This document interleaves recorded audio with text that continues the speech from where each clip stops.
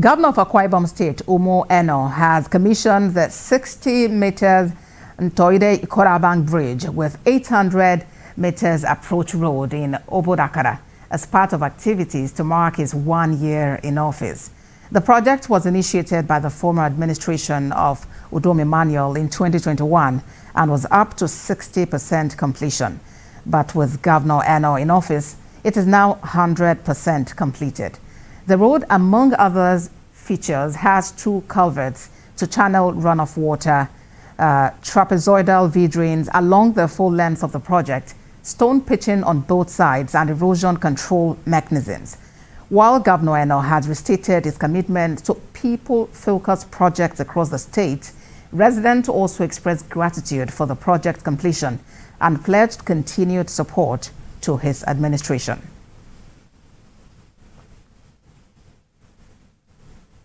Because you have rejoiced in the little things you have received. You have rejoiced in what is duly your right. But you are not making it as if but as you get little, you celebrate. Every time, and I've been here a few times, I've seen that one note I make, it's always like a carnival. It's as if we are coming for a campaign. For more updates, Governor of Akwa Ibom State, Umo Eno, joins me on the news at 7. Your Excellency, thank you for joining us on TVC News at 7.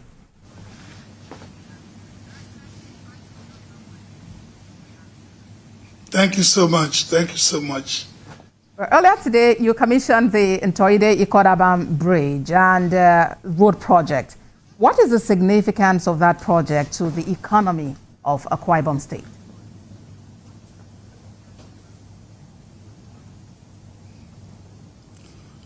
Thank you for having me. You understand that projects like this links up the rural communities with the center. And that project particularly links up another local government area. Each time they want to go to that local government area, they will go turn, through Ikorekpene, turn through another local government area to get to. So this was to link them up, link up commerce, link up trade, link up, again, the economic activities of the road. So that's what it is. And that's what we keep doing, linking up our rural communities with each other and with the center. That's what we do to make sure that we integrate them properly and stem rural-urban migration, create an environment for them. That's why we're doing. That's what we're doing right now. All right. And your administration is known for the Arise agenda. As we count down to your first year in office, talk to us about the blueprint, your passion for projects, and the progress you've made so far.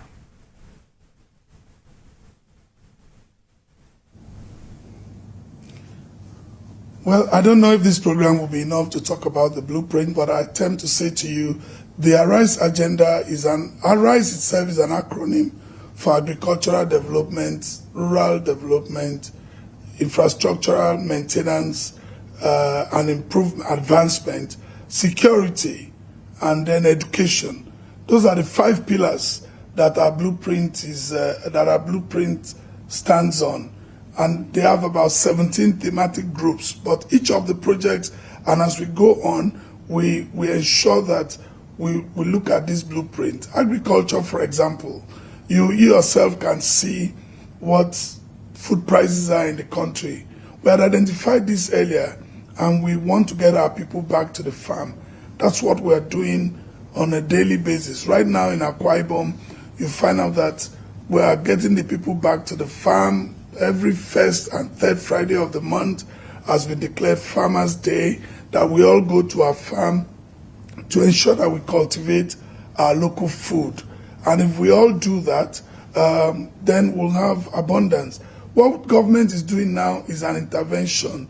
It cannot be sustainable. We must produce our food. And that's why agriculture, whether we're supporting farmers with seedlings, with fertilizers, we're doing all of that. Then, of course, rural development. Agriculture itself situates mostly in the rural areas.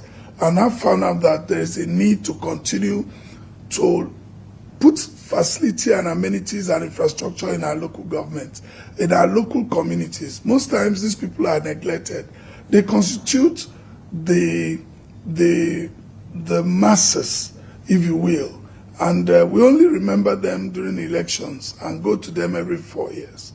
We must be able to let them enjoy amenities. So we're building primary schools, model primary schools, health centers. We're giving them water, we're giving them markets. We're ensuring that we provide good roads for them, and we're doing the one project, one local government area. And we're determined to, before we finish our first term, by the grace of God, to put about 4 projects in each local government area. And that's what we're doing. That's what we're then, either it will be a primary school, water. We're trying to do as much as we can for our people in the rural communities, not forgetting, of course, major infrastructures in the city, and of course, long-term infrastructure, to particularly continuing with the laudable programs that my predecessor started, and we're doing that as much as possible. So we'll continue to push this forward. You know, that's what we're doing for our people. All right, let's talk about security. You know, there seems to be some concerns, especially around the border towns. What efforts are you making to secure these areas and make Akwa Ibom State an investment destination?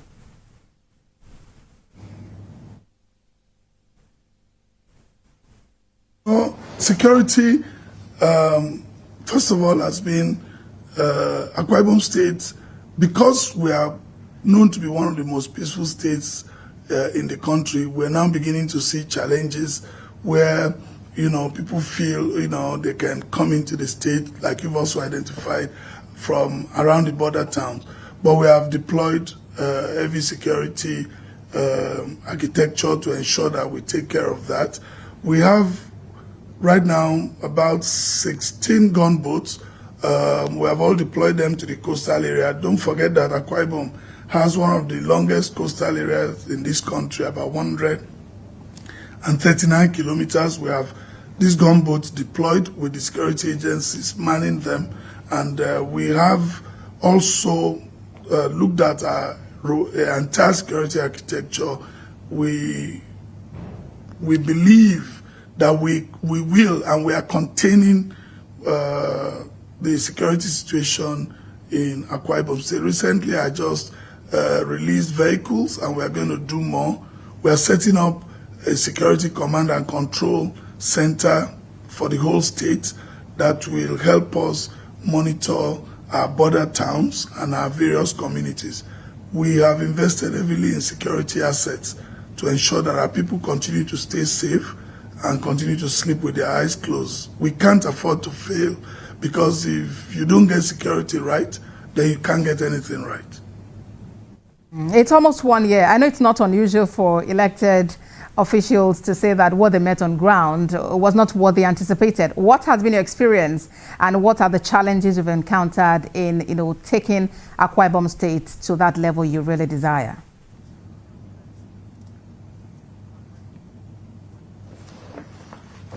Well, I was part of the last administration, and I've been properly mentored by my boss, my predecessor. So there's nothing I meet that I didn't expect. We were together in the Executive Council, and we understood the reason why we had projects on the ground. And so it's not difficult to follow through. I had a boss that will not just do projects, he will do projects for economic benefits, and he will take us through in the Executive Council why these projects have to be there.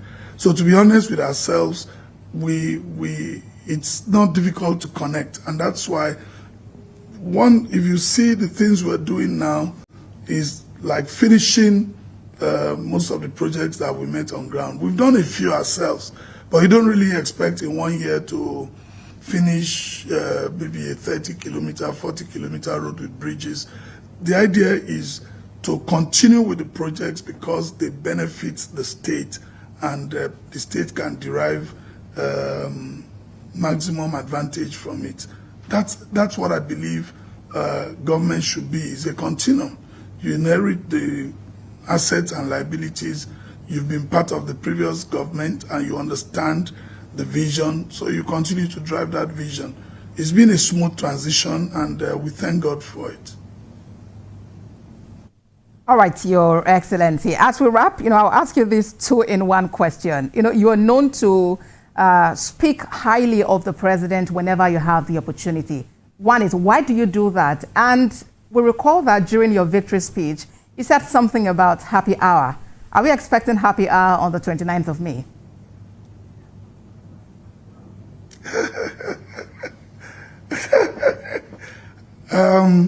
Let me start with happy hour because you struck a chord. Happy hour is, Akwa Ibom people are happy people. Now, put it straight. I come from an industry where you have happy hour. I believe that after a good day's work, a man who works hard should also rest well. There's this adage, the Yoruba adage,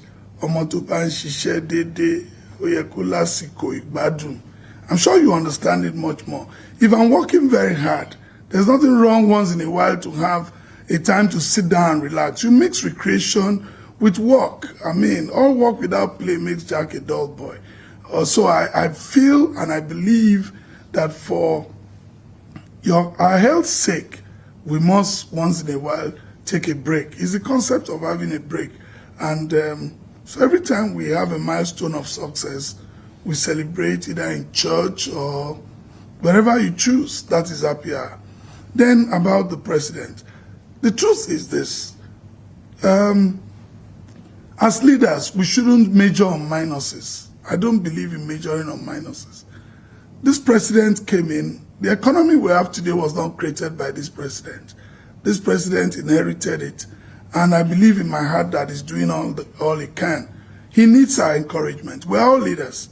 We're all leaders. I'm a leader in my own right in Akwa Ibom. Do I expect people to be throwing darts at me every day? Would that encourage me to achieve results? If the answer is no, why must I be a critic of the president? This man is here, and he's embracing everybody. I am of the PDP, but he's taken me twice on an international trip, giving me that exposure.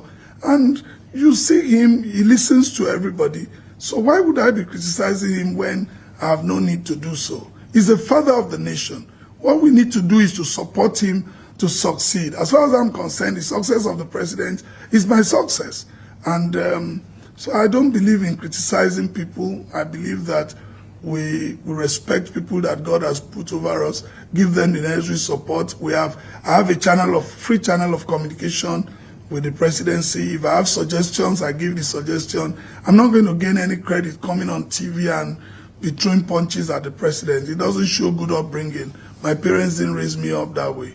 That's just my concept. And I'm sorry if it offends anybody, but that's who I am. It's just my personal belief. All right.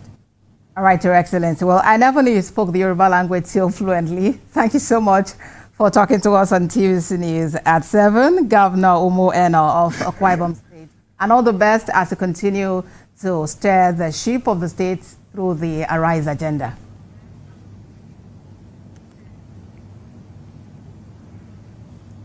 Thank you so much for having me. I'm a Lagos boy. All right, Your Excellency, thank you so much. Moving on.